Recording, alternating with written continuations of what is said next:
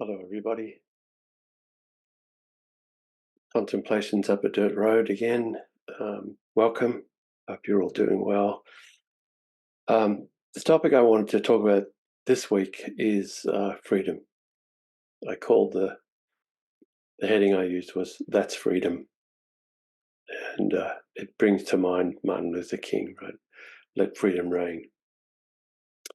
And as I was preparing it, it felt like a prayer to freedom. So I just wanted to say a few things. Really, two essential things. One is where our essential freedom resides and how that impacts the kind of freedom we bring into the families, communities, societies, nations, institutions that we build. So I think the first step really is to say our freedom resides essentially in our fundamental awareness, in our nature.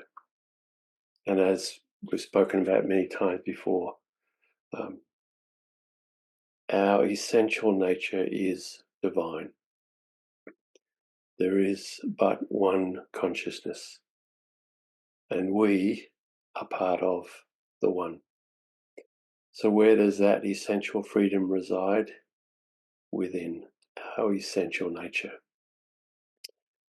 Therefore, that freedom, that peace, that love is our nature and the nature of awareness.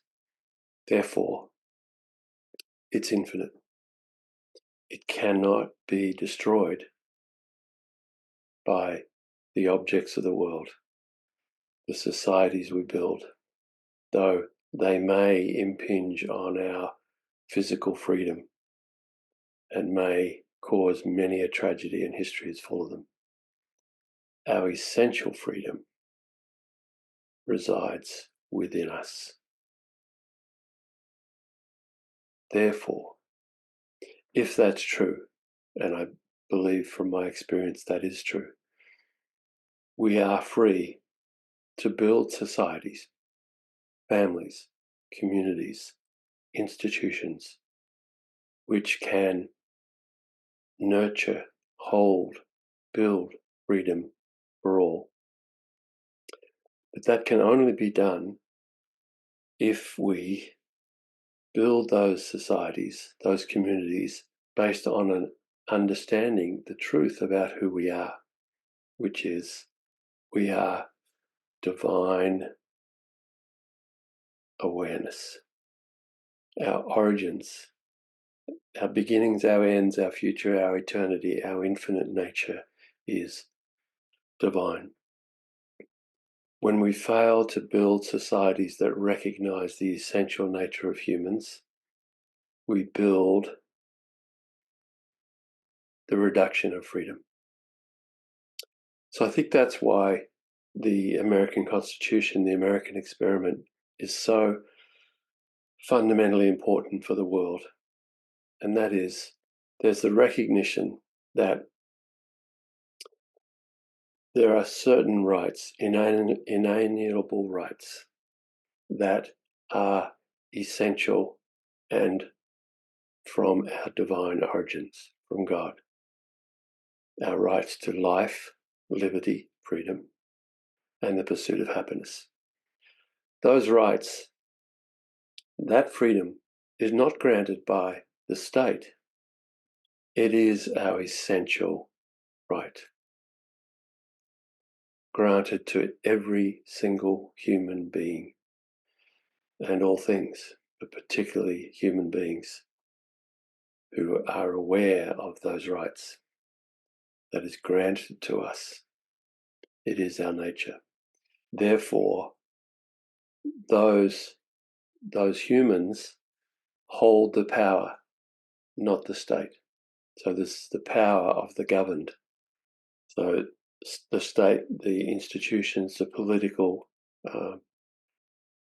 structures are in place to serve the rights and needs of the population, not the other way around. Therefore, it's fundamental to maintain that recognition, because that's where freedom lies. So you can see examples throughout history and in the world today where there is a profound materialistic misunderstanding about the nature of a human being and the illusion